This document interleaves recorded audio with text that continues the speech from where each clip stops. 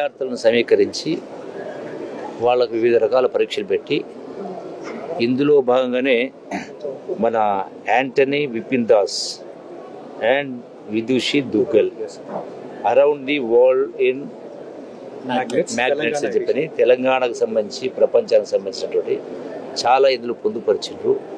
అంటే ఎవరెవరైతే ఇక్కడ వెళ్ళి చూడలేనటువంటి వాళ్ళు దీన్ని బట్టి తెలుసుకోవచ్చు.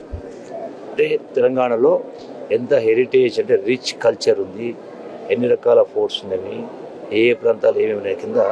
సో ఆల్ ఇన్ వన్ అనే పద్ధతిలో బుక్లెట్ తీసుకోవడం జరిగింది. ఇది టూరిజం ప్రమోషన్ కూడా ఉపయోగపడుతుంది. ఇక్కడ ఇతర దేశాల వాళ్ళు వచ్చారు ఇక్కడికి. సో ఈ టూరిజం ప్రమోషన్లో భాగంగా ఈ యొక్క స్టేజ్ నుంచి వాళ్ళకు కూడా నేను అప్పీల్ చేయడం జరిగింది.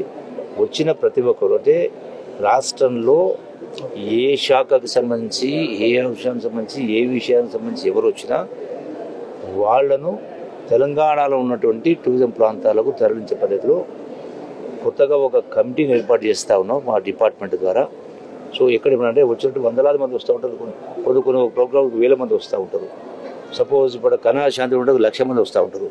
సో వాళ్ళందరినీ కూడా మేమేమో టూరిజం ప్రమోషన్ మార్కెటింగ్ కోసం ఇతర దేశాలకు పోతా ఉన్నాం.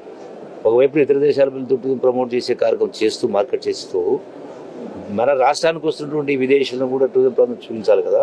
సో దానిపైన ప్రత్యేకంగా కార్యాచరణ రూపొందించే కార్యక్రమం చేసి వచ్చిన ప్రతి ఒక్కరు కూడా ఉట్టిగా ఎయిర్పోర్ట్కి వెళ్ళి వచ్చేసి మళ్ళీ ఎయిర్పోర్ట్ ఇమ్మీడియట్ వెళ్ళిపోకుండా వాళ్ళను వివిధ ప్రాంతాలు తీసుకొచ్చి మన గ్రామీణ ప్రాంతాలలో వివిధ ప్రాంతాల్లో ఉన్నటువంటి గొప్ప ఉన్నటువంటి ఈ యొక్క కట్టడాలు, నిర్మాణాలు, హెరిటేజ్ బిల్డింగ్స్, ఫారెస్ట్ వీటన్నిటిని చూసే ప్రయత్నం చేస్తా ఉన్నాం.